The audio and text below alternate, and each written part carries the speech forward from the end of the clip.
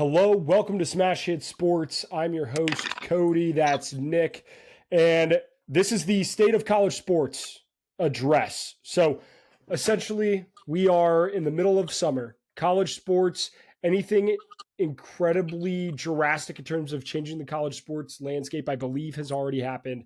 And we are just coming off of what is maybe the most historic thing to happen in terms of this NIL transfer portal college sports era, and that is the NCAA agreeing to a $2.7 billion settlement that will allow back pay to former college athletes over the last 10 years. It's historic. But the other side of this settlement is that the NCAA has agreed to do revenue sharing with each school to share up to $20 million a year with its athletes. So the Power Five conferences came together, made this decision. Nick, what are your immediate thoughts knowing that schools are directly going to be able to pay players? Yeah, and it's so fascinating, Cody. I feel like we're kind of both going to be almost thinking out loud a little bit here because there's so much to dissect. And really, what the media was, all a fuss about. There was the pay scale rate where teams like Clemson, Alabama, Ohio State, they get the most because they've had historically the most success. But then teams like Iowa were up there ahead of like Texas, right? And people were kind of like, I don't understand that from a brand standpoint.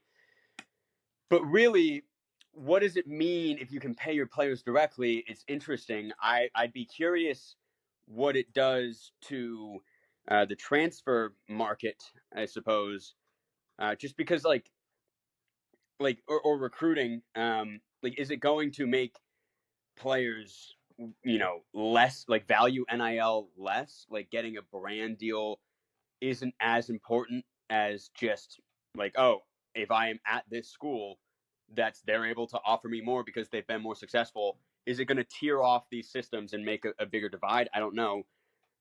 There are a lot of things that could happen, and it's really hard. It's just everything's changing a lot. So I'm curious as to what your thoughts are, I guess, on that exactly. I think the first issue that we're going to have to tackle is how do we do this in a world with Title IX, right? There's already the issue of discrepancies in terms of facilities and assistants and whatever when it comes to Title IX. Now we have direct money from the school to players. So in order to follow Title IX, my assumption is that $20 million that is set aside for student athletes, my assumption is that you're going to have to split that down the middle, 10 million to male athletes, 10 million to female athletes. Yeah, by rule, you'd have to, right? Yeah. So I'm not sure how that's going to work. And I don't know if the NCAA is sure how that's going to work. Another thing that I do know for a fact, out of the $20 million, your scholarship is included in that $20 million. So it's not the school giving out all of the athletic scholarships plus 20 million. So the athletic scholarships come out of that, which is interesting for schools that are significantly more expensive. So for example, when you have guys who are in state versus out of state, how does that impact their financial capability? The one that I think of, let's talk Michigan football, right? Recent national champions. The difference between in-state and out-of-state tuition for the University of Michigan is like $30,000 a year. Yeah. It's insane. So the question is in order to better distribute that money, will Michigan now try to really heavily recruit in-state players? Will in-state players get more raw money or raw NIL money to make up for the fact that, the other guy is pulling a lot more in his tuition? I'm not sure how that's going to work. And I don't think these athletic departments are sure how it's going to work. I talked with my friend Michelle, who owns a company in the NIL space. She's the owner and CEO. She also is the former head of NIL at San Diego State. And she said that the biggest issue that we're going to run into this is where that $20 million impacts these departments is the AD, the guy who makes the decisions. Guess who's not taking a fucking pay cut? That guy. So if the AD who makes multiple millions of dollars is not going to take a pay cut, and if the head football coach or the head basketball coach like Cal or Mark Stoops or whoever, right, if they're not going to take the pay cuts, where is this money coming from? So you're going to have some schools are going to have excess, and then the others are going to cut a lot of your lower tier staff, which I think is actually going to hurt a lot of these programs if they do not do this correctly. If you're cutting nutrition staff, if you're cutting training staff, if you're cutting academic support staff, these are people within athletic programs like SIDs, media, like marketing. These all come out of that athletic budget, right? So if they don't, this is going to be you're going to see very quickly which athletic departments are well run and which ones are not. Are you And implying, I think, though, Cody, that this money, and I honestly don't know, but like this new settlement is just allowing schools to take money that they already have that's just distributed elsewhere, and they take that money and pay it to the players? correct. So Okay, I didn't know that. yes. So the initial is $20 million a year, and where they are justifying that this $20 million comes from is the media rights for the sports, right? The SEC just signed a multi-billion-dollar deal with ESPN for the rights to broadcast their games. So whenever they did this settlement, essentially a sports economist said, hey, you are paying SEC schools several billion. You split that up amongst the 14, 16, whatever, however many SEC schools there are now, right? You split that up into each school. You say, okay, if you take 10% of your media revenue, that's where your $20 million comes from. I don't know who exactly made that decision in terms of the 20 million. I'm sure there's a lot of back and forth because, again, this is a settlement, right? So both sides had to come to an agreement because I think essentially what would have happened is the Fontenot case where they're suing these schools for back pay. I think they would have gotten a lot more than the 2.7 billion, and which is crazy. Which is wild, unbelievable amounts of money. So the NCAA is what settled to make this happen. So we are in an era where payers are going to be paid. They're going to be paid directly by the schools. I know a lot of people are upset about this whole ordeal. So I do want to spin a positive of this. NIL funds should not exist. The trusts or whatever the hell they were, the like NIL committees for these schools, those should no longer exist. And they're bullshit. Why in the hell, as somebody who went to Clemson University, you paid tuition to go to Clemson, you paid a lot of goddamn money, and then you were going to donate money to give that to an 18-year-old to play football when these are billion-dollar, institutions? I think that's bullshit. The it should kind of have to pay instead of the business itself. So that you're 100% right. But the thing is, like, the fans are willing, right? Like Ohio State's NIL fund is so crazy, it's almost infinite, and I hate it because there are a lot of schools that don't have, like Boston College. I'm not sure if they have any NIL, right? Like schools like that are Power 5 don't. So hopefully that ends to an extent, but I don't know how much of a problem I saw just the concept of it as, because if you're willing to pay to have your, like, that just means you care. That's like you or me, we're a fan. I wouldn't do it, but I get it. And it's kind of just laundering. I think it was happening before anyway, right? Yeah. Yeah. The other thing that I'm really interested to see is how this impacts athletic facilities. So I don't know if you saw around the NFL draft, it was Xavier Worthy being shown at the Chiefs facility and him just looking like flabbergasted at what a professional locker room looks like compared to Texas. Penn State, I think, is doing a $700 million renovation to Beaver Stadium. My goodness. Those renovations are adding in luxury boxes, adding in suites, adding in VIP parking, it's a lot of rich people made donations. That money's going into the rich people areas of a stadium. I will be interested to see if we see less of these unbelievably immaculate weight rooms and locker rooms and some of these massive facility improvements because, hey, $20 million a year, you now have to allocate to players. So I do think that it's going to Yeah. slow down I mean, some it of was that a little definitely, bit. it started as strictly a recruiting tool. It was like, if we have the money due to our success and our TV deal and whatnot, then we're going to spend that on something that could, you know, give us a leg up on some other competitive school, right? So you just have Mhm. this training facility or this locker room that's top notch that gets recruits. But now so many schools have it, there isn't enough of a draw. Like, I don't know what schools out there have just like shitters that like the Yeah. Kansas City Chiefs locker room. Most colleges are better at this point than that. So, and then of course what you're saying, like, I think players would rather just have that money in their own pockets now if that's allowed. So, I think you're right. We're probably not going to be seeing too many upgrades because it's just not necessary. Yep. Yep. The other thing that is involved with this, so there's two more things I want to touch on. One is the Jalen Rashada issue. Yeah, I was about to So bring that up. Yep. Jalen, is it Jalen or Jaden? I think it's Jaden Jaden. Rashada. It's Jaden.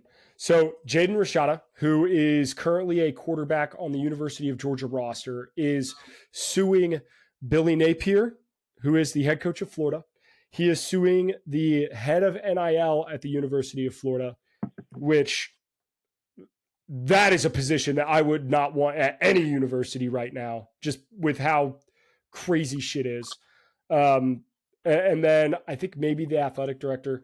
But either way, he is suing people over what is essentially failure to meet a contract that was signed to pay him it's supposedly $13 million in NIL deals. And that is pretty insane. It sounds like that's still going to go through, even with all of the settlement stuff that's going on. Which brings up the question, Nick. Are we going to see athletes suing their current and former schools as essentially as employers, right? Because now you're getting paid directly from the university. And I don't think that they're going to like unionize or be employees because that comes with insurance and a bunch of weird other things that you have that go along with that. But is this a one-off incident, or do you think this is going to be a trend where it's Yeah. athletes are going to be like, hey, I signed a contract, give me my damn money? And we touched on it a little bit last episode, just as far as the fact that so many players are signing these contracts that are basically guaranteeing you, like, you could get NIL up to this amount or whatever. Like, it's not like this real contract where you're just getting that money up front. That's not how it works.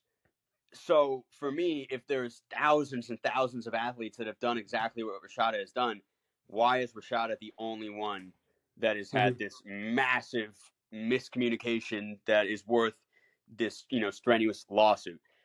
It makes me think that something is fishy about it. I don't know. It's a quarterback and it's a lot of money, so it's possible it was a one-off situation.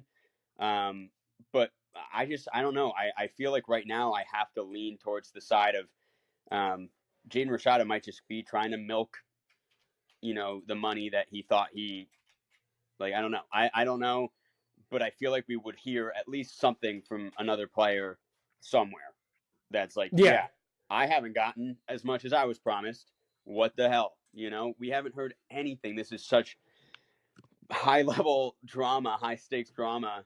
And there's just way too much of a sample for this just to be like one random thing that's 100% Right. true, right? It That just that's I've not just not like I figured you would have heard it specifically at Florida if there was another thing going on. I yeah, haven't heard right. this from any other program across the country, I know. I would which even is love to hear wild. someone from Florida that's like, oh yeah, no, I got all the money. I was like, no one's really talking about it. It just seems like Rashada, and the drama started so quick with him. He was still in high school, right? And you were Yeah. seeing the reports of like, oh, he's decommitting because he was promised this amount, but they said Yeah. no. we That was actually his senior year of high school. And then he never played a snap for Florida, was never on their roster. He went and played at Arizona State for a he year. went to Arizona State because he was like, they lied to me, but Florida was like, no, we just never promised that. And like, while I do trust that there's, there was miscommunication and this, warrants like the discussion, but I don't know. I don't think we're gonna see a lot of players to answer your question. I don't think this is going to be a thing where, Marvin Harrison, who seems like he's pretty, he's trying to maximize as much money as he can already in the NFL, right? Like he hasn't signed any of his. I don't think he signed anything, honestly. NFLPA stuff. He hasn't done. He's like, I'm maximizing all my money. Like a guy like Marvin Harrison could be like, oh yeah, well, I also am going to sue. I don't think that's going to happen. Because I don't think that is how it works, which is I wish I knew more just about the contract itself. And I wish maybe I had like law school experience and like could read it, but it's all hoopla to me. And just very curious as to see, what ends up happening with it, but it's fascinating. If we were to move on from that and just keep going settlement stuff, or I guess just money in general, two things. One, the whole getting rid of the walk-ons, right? 85 player maximum, right? Which would pretty much, I think it would just eliminate being able to sign a walk-on. There are coaches speaking out saying they hate it. They're as against it as possible.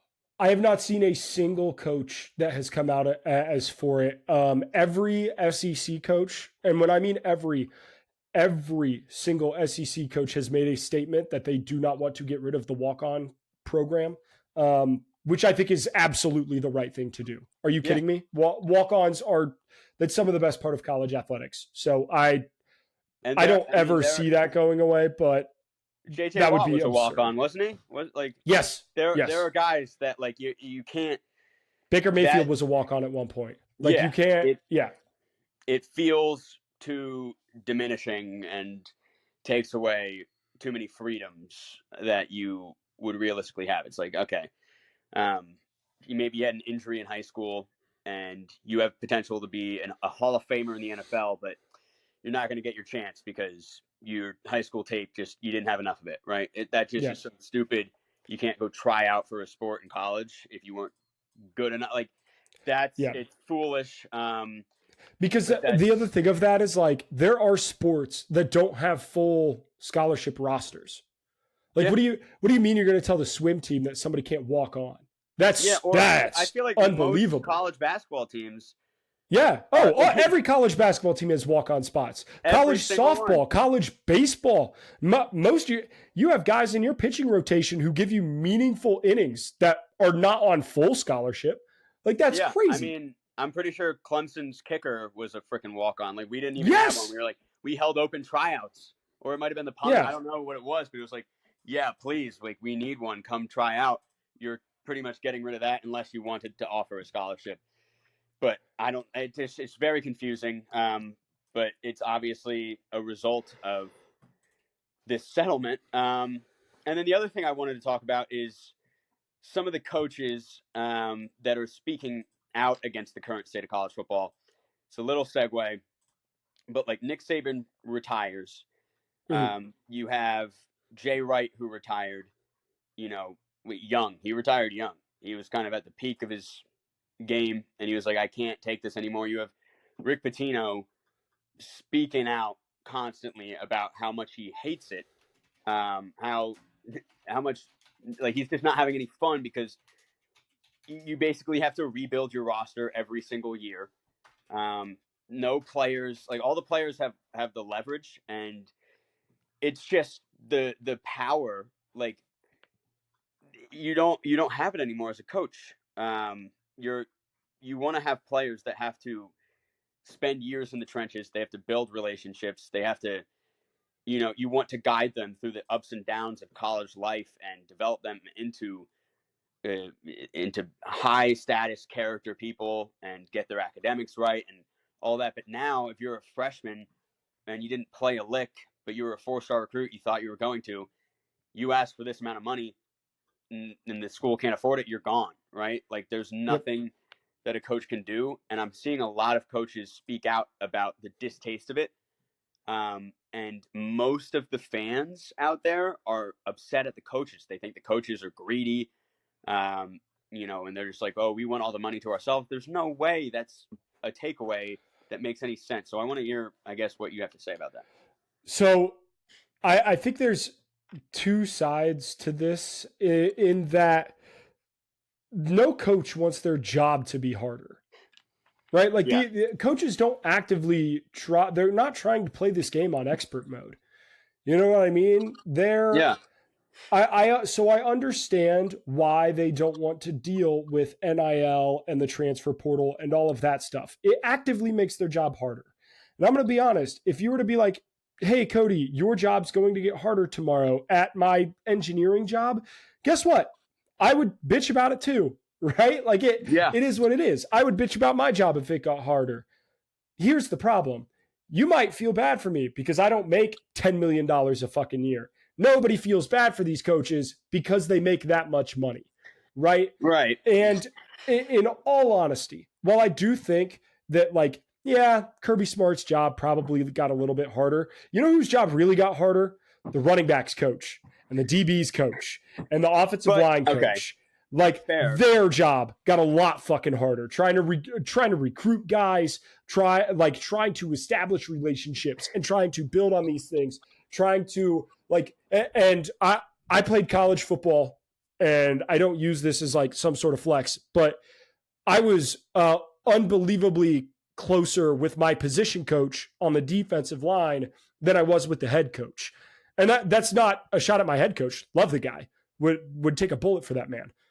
But I was closer with the defense. All your time. Yeah. You spend all your time. Every individual drill, every practice, every meeting, every film session, every study, instance in the weight room. It was all with that position coach, right? So that's those are the guys who are building the relationships. And I understand that when you are doing the recruiting and the big kind of stuff, and at the end of the day, you do have to respect and have a relationship with your head coach. That still does mean a lot. Yeah. Those position coaches are the ones that are really kind of getting the shaft here. So at the end of the day, does it suck that Steve Sarkisian's job got harder? Yeah, it does. He's also making $10 million a year, so I don't give a shit. But the thing is, I don't think my point isn't that they're upset. I don't think the coaches are upset that it's harder.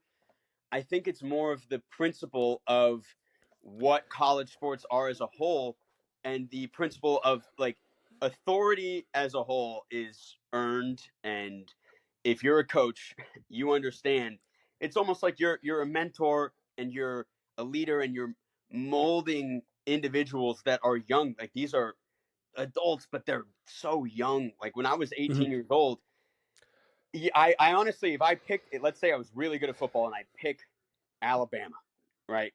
I'm going to Alabama, ideally, not because I'm like, ooh, I want to get rich and famous, right? That's not why I'm going to play college football, and not why I want Saban as my coach. I want Saban because the way that he develops, not only as a player, but as a person. College is more than just the game.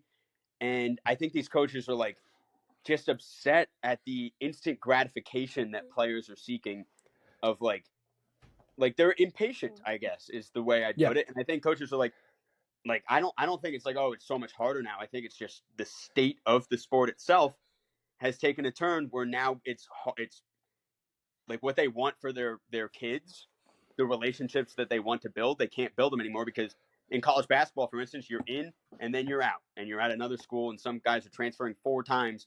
So it's why even try to build this relationship? Why even try to develop this guy?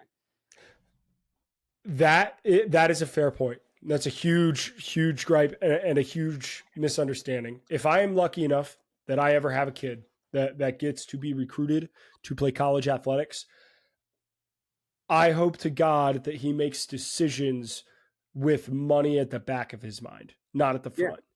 Because I agree. And when you get guys who may or may not, go to a program because, well, they want playing time right away, or they want this right away.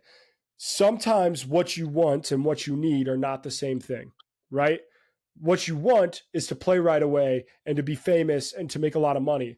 And maybe what you need is 2 years to develop behind an All-American safety, and then you go out and you get that playing time and you get those looks, and that is what's best for your long-term career as a player. And yeah, as if you hate it or love it, like that might be your path. And I don't think there's Mhm. really any player out there that's willing to accept it nowadays. I think I think that still happens, and I think it still happens a lot. Yeah, I have to, I but think the problem is part of it is visual bias. You don't see the guys that stay and they go up, they're back up for 2 years, and then they go and they ball out in their junior season and they have a hell of a year. Maybe they come back for their senior year and then they go into the draft, because those guys aren't the ones that the yeah, but those guys are like the Rothstein is three tweeting stars about. or the 2 stars and three. Like I feel like it's like I'm you're not, right, you're right.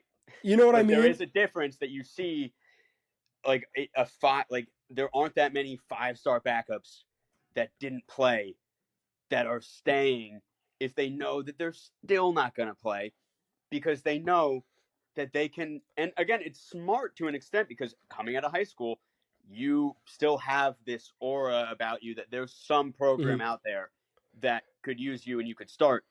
But again, what does that do to the coaches? Like, I don't blame the coaches for being like Aaron Bradshaw, Kentucky. I don't know, some college basketball player, I guess. I guess I'll use Aaron Bradshaw, who didn't have the best freshman season, and obviously there's drama there with all the coaching and whatnot. But he didn't follow Cal to Mhm. Arkansas. He went to Ohio State, um, and like the loyalty of it, and it's a bad example, but the loyalty of it is hard for the coaches in a way that I think they are allowed to complain about, and a lot of people aren't letting them. But That's you are fair. right that there are plenty of people that are staying. I just don't Yeah. think it's it makes sense for a 3-star freshman to go into college and expect to not play. Yeah. It's kind of those bigger programs like Alabama football or whatever that you're seeing guys that didn't get playing time transfer out, even though like that, yeah, that would never happen earlier, you know? Yeah, I do like what I like seeing now is they're two different examples, but I think it's kind of the same story. Like Nico Iamalava has another quarterback transfer in Joe Milton, right?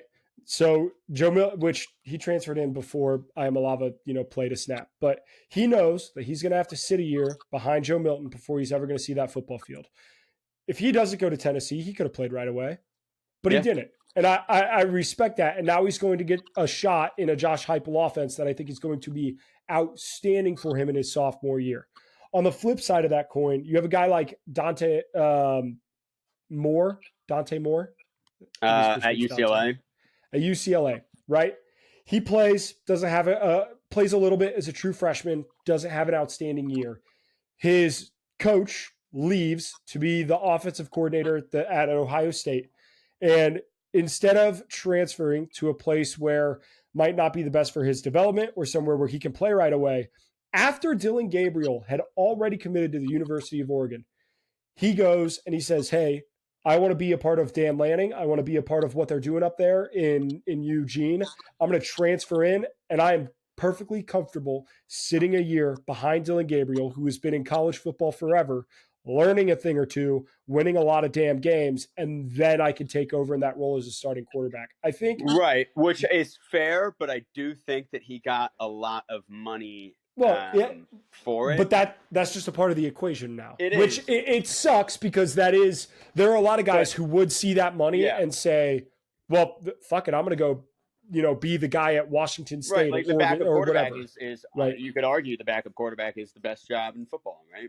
Like some people say, it's if you're getting paid a lot to not put your body at risk, blah blah blah, and you know what, like that you could argue that obviously in college you want to prolong that career, so being benched isn't ideal. But I mean, valid points that there are, like Archie Manning is sitting again this year, right? You have Yep. at Clemson, Vitsina comes in, you know, he is going to be a junior when he starts eventually. Like you see that all the time with quarterbacks, but I do think that there are a lot of guys that are like, well, if you're offering me more money, then like, yeah, I'll take it. And it's different because, Dante Moore's coach is gone. Like, if your coach leaves, transfer, get your Yeah. money. Like, that makes sense because the loyalty, the trust has already been broken Yeah. in that Yeah. sense. And all the guys on that staff are going to be different and whatever. Exactly. So. Like, it's completely different. But yeah, I just don't blame like Rick Pitino for saying, okay, I have this roster and 8 of my 10 best players are just gone. And now I have to spend a lot of time during the season, like scouting and tampering illegally, just trying to Yeah. like figure out next year. Like Bill Self said, I've been thinking about next year the entire time, and he ends up getting this great transfer haul for Kansas. But that's like Bill Self might like it, he might not like it, but if he didn't like it, I would still be like, that's valid for you not to like it. Yeah. Because back Yeah. in the day, you like the guys you have are the guys you have, and you build them up. Devontae Graham, Frank Mason, Perry Ellis, these guys that stay the whole time. Those are your players. Those are Kansas players through and through. Now every team is just a hodgepodge, and I just can't. I can't look at a coach who I think is not like greedy. I think they're just like, this isn't what's best for the kid. I just Yeah. know that to be true as That's far as fair. mentally. And I do think them making a lot of money clouds people. Like, empathy still exists in college sports, and these coaches do care a lot, whether they make $1 million or $10 million. Like, these coaches do still care. Yeah, Like, this exactly. this is a brutal job for you to not have the love of the game or whatever. So. Yep. Before we get into our next stuff, all of the best college apparel in the world. They just had the Indy 500, and they home field had the bomber jackets, which I don't know if you saw any like Indy 500 coverage. You couldn't have watched it and not seen these home field bomber jackets. They were literally everywhere. Like Dylan Sprouse had one. Like Jordan Sparks had one. They're absolutely gas. Home field has the best retro college merch in the game, and now they're doing a bunch of like motorsports stuff too. Use code Nick15 to get 15% off your first purchase at Home Field. Link is in the description of the video if you're watching on YouTube, or in Nick and I's bios on socials. Go check them out. That is a huge way to support us, and their shit's actually just awesome. Like, it's True. really truly I have a bunch of this. It's great. the I wear best. it all the time. Yep. All right, keeping it moving. Before we get into some of the smaller picture stuff, the ACC is currently being sued by Clemson and FSU. As of right now, we haven't had a ton of movement on that. Nick, you are probably a little bit more invested in that than I am. Do we think that there are for 2024? Do we think there are going to be any large changes in terms of how the ACC operates? Yeah. So I keep hearing from like insider people that by the end of the year, we're 100% going to have a result. But it's Okay. interesting because I'm pretty sure the ACC countersued both Clemson and Florida State. And from what I understand, Clemson and Florida State's lawsuits don't have a lot of weight. It's a lot of like we're just freaking hoping and praying that there's some sort of loophole. They got the most expensive lawyers they can find working overtime every day trying to figure out how they can win a case. But the fact of the matter is, they did sign this with their like on their own accord. They were not Mhm. forced to by any means to sign this, and the contract that they signed was a kind of a foolproof thing. Um, but the problem is with the state of the Big Ten and SEC, their new grant rights media deal, where they're getting really just like a vast majority of all the money that college football can make is going to those two conferences. So like it's with the ACC's current deal that goes to 2035, they will be so behind every year by millions as far as how much they're getting. And so Clemson, Florida State, these teams that really care about staying competitive in football, they see this and they're like, well, if we don't leave the ACC, we will fall off. It is a guarantee that we will not be able to keep up long term. So they're doing whatever it takes because they like. I don't think they're like, oh, I'm dying to join the Big Ten or the SEC. They just have to. So it's just fascinating to me because you're also hearing like the SEC doesn't want Clemson because they have that media market locked up with South Carolina. Like South Carolina as a whole just wouldn't offer them enough of an income boost or a revenue boost to add Clemson. And Florida State has Florida. Like they're saying the SEC would rather add North Carolina. And then the Big Ten, could do it, but they have way more schools. That just doesn't make as much sense as a fit. And then let's say Clemson, Florida State, and North Carolina leave. What does that do to the rest of the ACC as far as like, do they fill it with American athletic teams? Is like Eastern Carolina going to join JMU? Are we going to see by 2030 just two main conferences and the rest of the schools are just complete afterthoughts? ACC basketball is one of my favorite things. Having Duke and UNC in different conferences would be a massive shame, and it's just not being considered because of this new deal with the Big Ten and SEC. So that's kind of the baseline of what's happening. I don't know if Clemson or Florida State or any team is going to be able to get out of this ACC grant of rights deal, but if they aren't, I don't think it. I think it's still a death wish to stay in the ACC, and it sucks because I don't know why the ACC doesn't just budge a little bit. That's all. I think we're in an interesting spot. I don't think staying in the ACC is a death wish. I do think because if you are great at what you do, it does not matter. Notre Dame is the prime example of that. They are phenomenal at what they do. They don't have to be in a conference, right? If Florida State wins 10 games every single year, it does not matter what conference they're in. Same with Clemson. If Clemson wins 10 games in a power conference, it does not matter.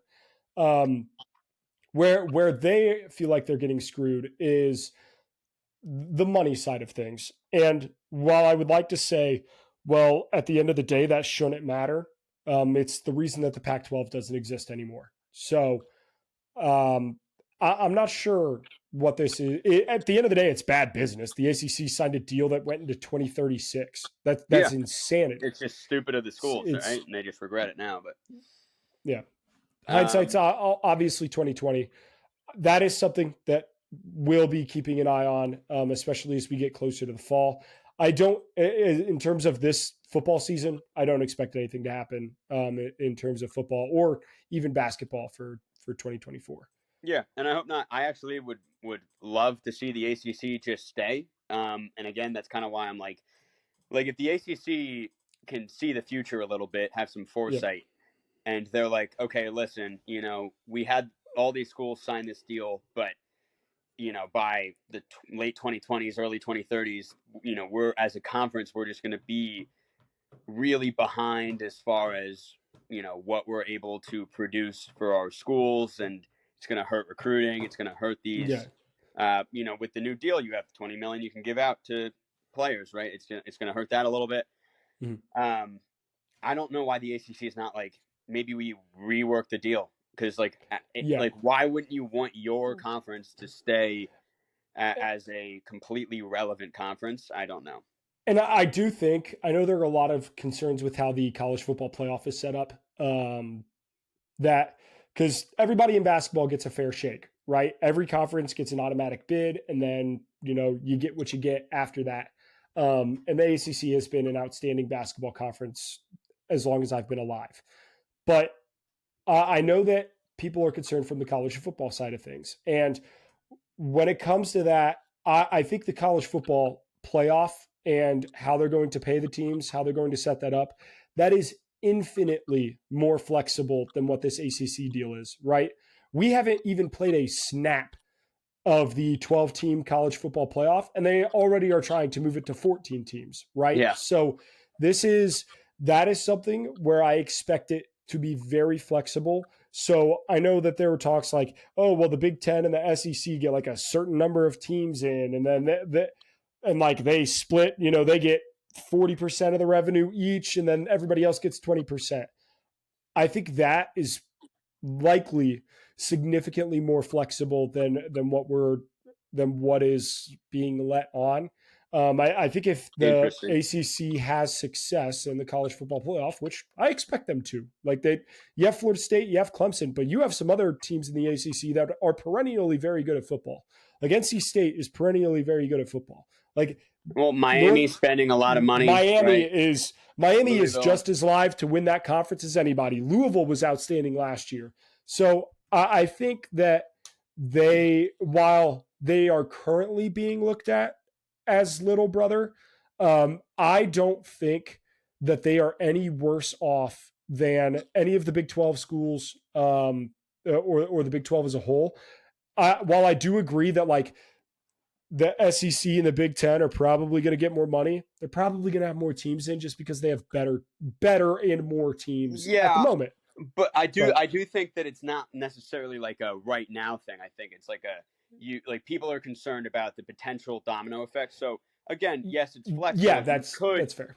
We could be looking in 2032 at like a 32 team playoff, or just like this super conference with 50 teams, and like the rest are like whatever. We could be seeing anything. But let's say it just goes on this trajectory of what it is right now and nothing really changes. I think it's warrants worry if you're not a member of the Big Ten or SEC, just because the exponential difference in revenue is going to just increase every year. And with that, you're going to see a difference in how much better the teams in those two conferences are going to get, how much more competitive that's going to get, how much more just media like it's something to be said about the psychology of growing up as like, there are some 12-year-olds right now that in 6 years are going to be playing college football. They're going to be watching the SEC and the Big Ten, where the ACC is on freaking CW, right? And it's just like it doesn't do the same. It doesn't get you the same. Is it going to be 2024? Is that going to be a problem? I don't think so. But eventually, I can absolutely see it being a problem where the ACC, as we know it, is just not perceived by the younger generation the same way because it's not set up to. That is fair. I do think though, in terms of like you market, it's on you to market yourself. And I think if the ACC does it correctly, I think they will be fine. But that's a lot of trust, right? But who's to say they do it correctly? I Yeah, don't know if they will or exactly. not. Like So it's really just the risk of it all. Like yeah, it could yeah. be smooth sailing and everything's, candy and butterflies, but I don't know. It's tricky, and I get why Clemson and Florida State are like this. We have to get out of this. I get it. I'm not like, what Yeah, are they yeah, doing, right? Like it totally. makes sense to me. And it's just interesting because I don't know what's going to happen. So we'll be keeping track of that, but don't want to spend too much time. I think that covers a lot of the bases. The only other thing I think I would want to talk about as far as college football, just the state of college sports, I guess, would just be the you know the expanding difference between Power Five, or I guess Power Four now, Mhm. and the Group of Five, and like what that's going to look like down the line. So I think there is discussion about a group of five splitting from the power five. And what Mm. does that mean for everyone in terms of the sport that they love? And I don't think it means anything in terms of what we will see on the field any given Saturday, right? Where I do think the split would occur, because I think a lot of people think like, oh, it'll just be power conferences playing each other, just group of five conferences playing each other. It's like an FBS FCS split.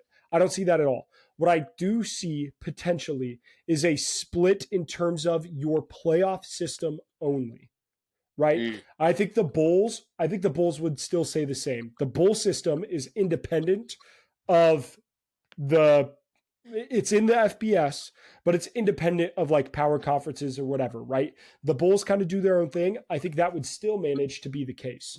What I do think what you would have is similar to, hey, these Bulls get the college football playoff. You would say, okay, and then these Bulls get what would be a group of five playoff, which I think would be outstanding.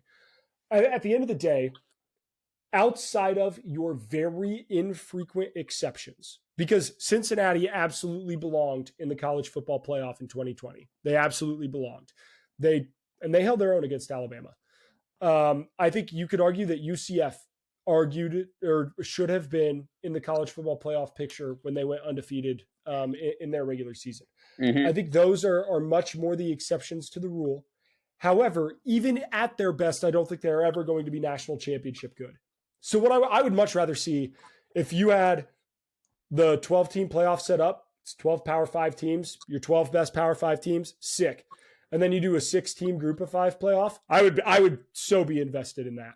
I would love to see that. So I think when we talk about a split, I think that's what we're talking about, because these teams are not, you're not going to play an all-power conference schedule. You're just never going to be able to do that. That's not sustainable, right? You already have, Alabama playing University of Tennessee at Chattanooga. Like, they're never going to replace that game with a game against Purdue or whoever, right? They're never going to do it. So I don't think it will impact your regular season. You're still going to have great group of 5 and Power 5 matchups.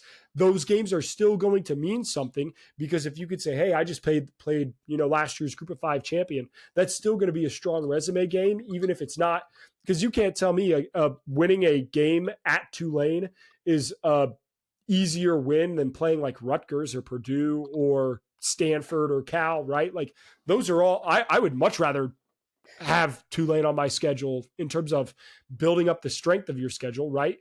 So I think that will never, I don't think that will ever split. I truly just think it's the playoff.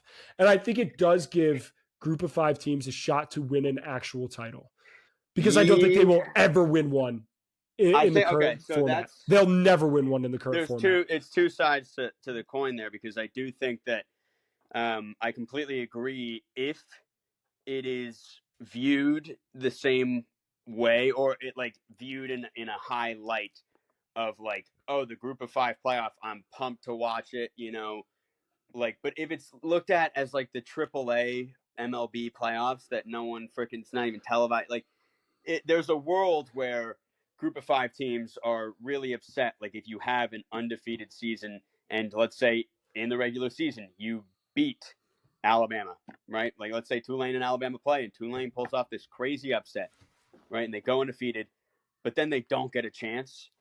That's, I think full outrage would ensue, and I wouldn't judge anyone for the full outrage.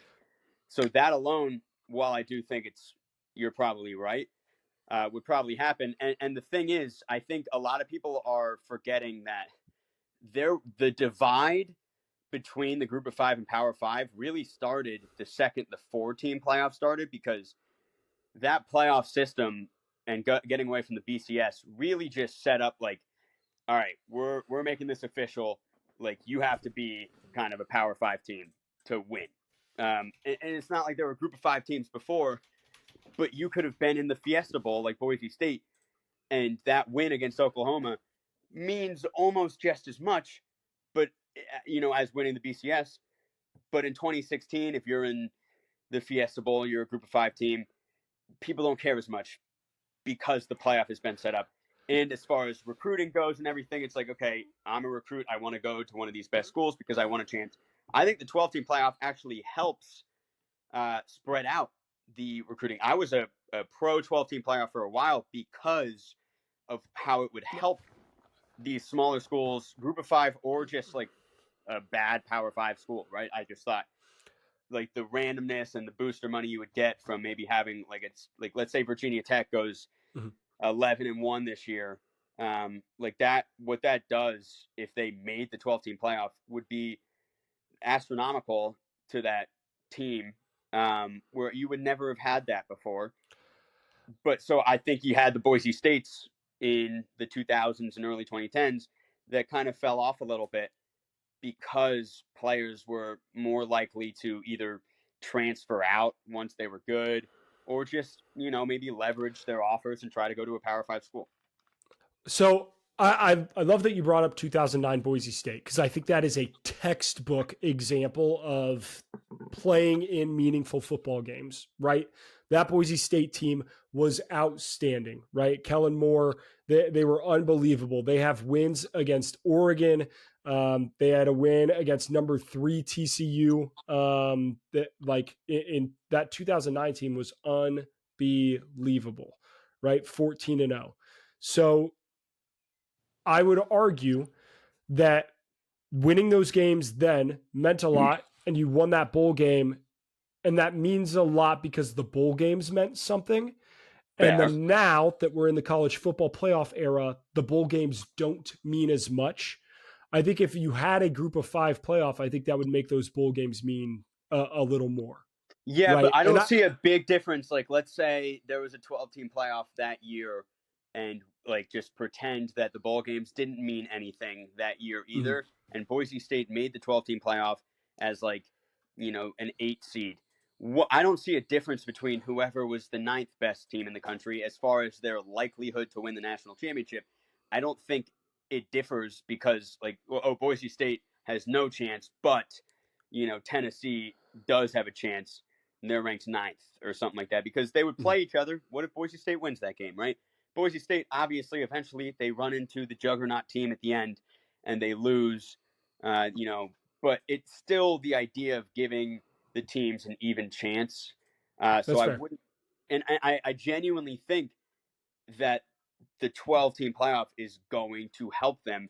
And a lot of this discussion is based on some of the trends we were seeing that were created by the 4-team playoff being so selective and diminishing the value of bowl games. It was basically like a 5-team sport for a little bit there, right? It Yeah. was like, Clemson, Alabama, Ohio State, Georgia, and Oklahoma or Notre Dame, LSU, whatever.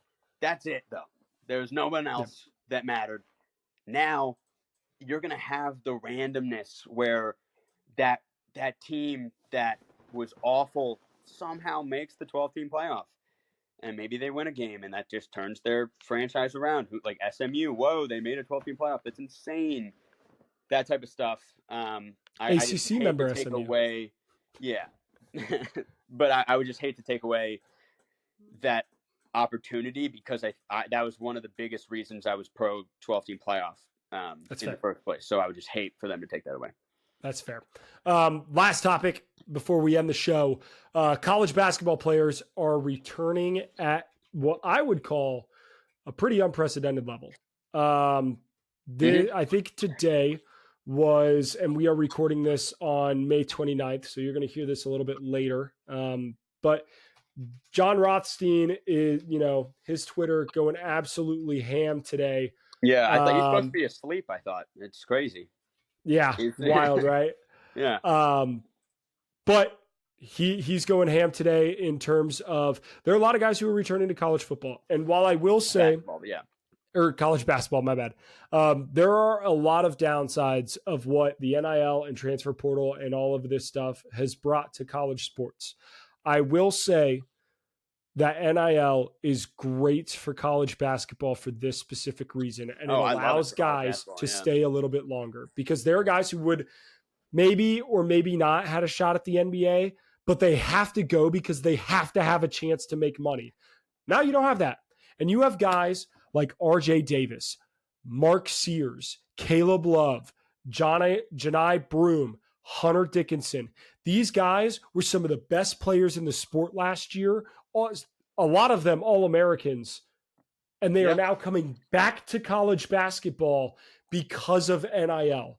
I love that. And I'm so excited because now you get guys that it's the opposite of one and done. You now have guys that you were familiar with that you get to see another year of college hoops. Dude, when Mark Sears was announced that he was coming back, I love it. Yeah. Pumped. That's going to be awesome. Because that Alabama team is stacked already. Yes. It's like going to be insane with Mark Sears.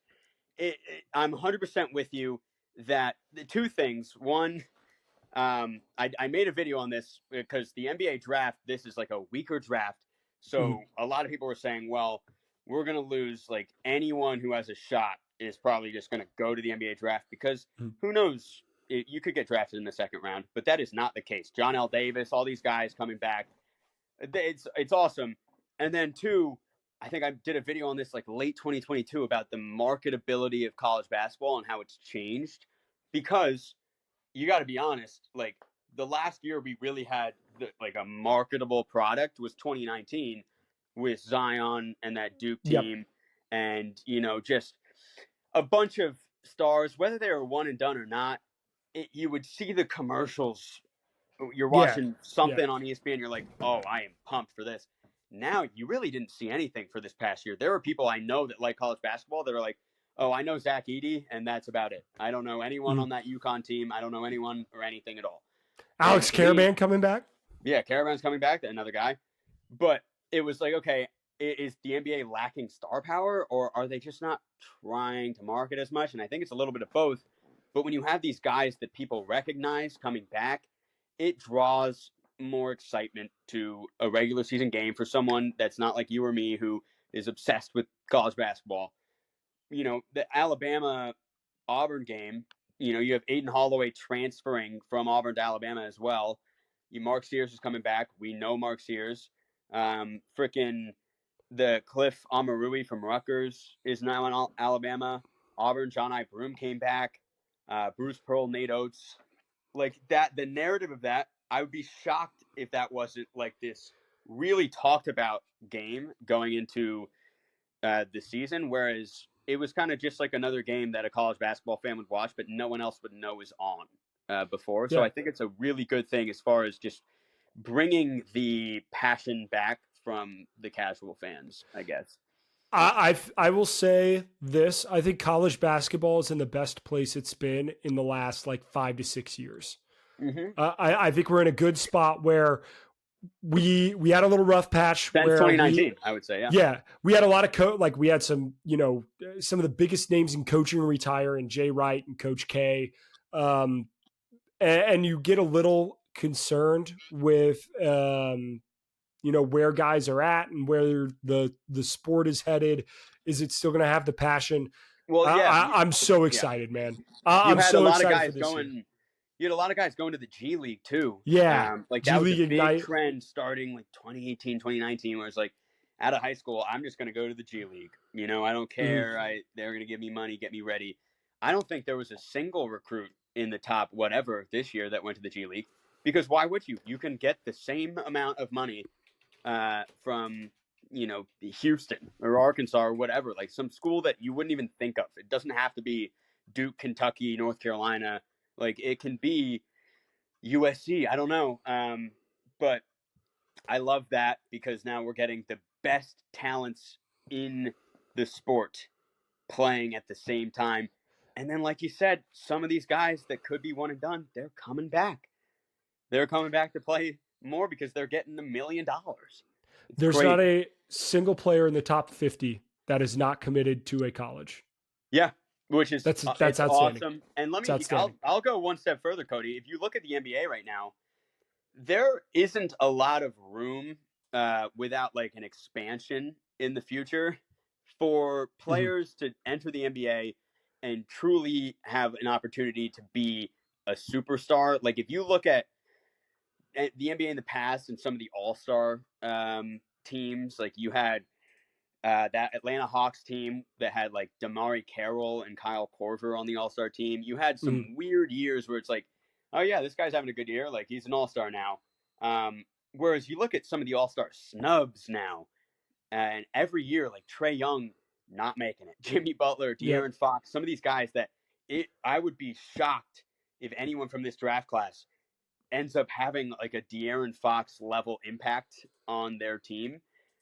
Because every team kind of had like the Wizards could use a guy. Obviously, there are teams that could Yep. use a guy, but most teams, if you get drafted by the Nuggets, you're not gonna be uh, like a 25 point per game guy. You're just not, because they Yeah. have Jamal Murray and Jokic. If you get drafted by the Celtics, good luck. Good luck, like becoming what you think you can become. Um, like you're gonna get money, obviously, and they're gonna enter the NBA eventually. But I do think part of the reason some guys are returning is like, I don't know how eager they are to just be a 3-and-D role player that this championship level team desperately needs to come off the bench for 15 minutes and not develop into anything more.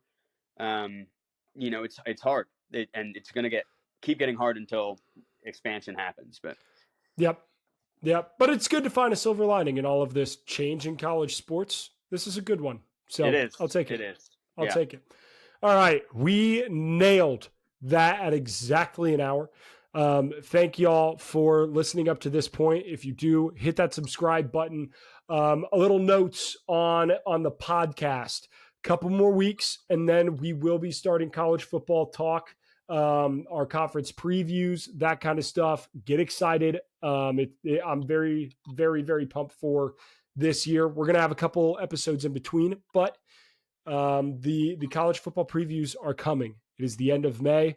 By the time you listen to this, it'll be June, which is basically July, which is basically August, and football starts. And then that's football. Exactly. Yeah. So we're pretty much there.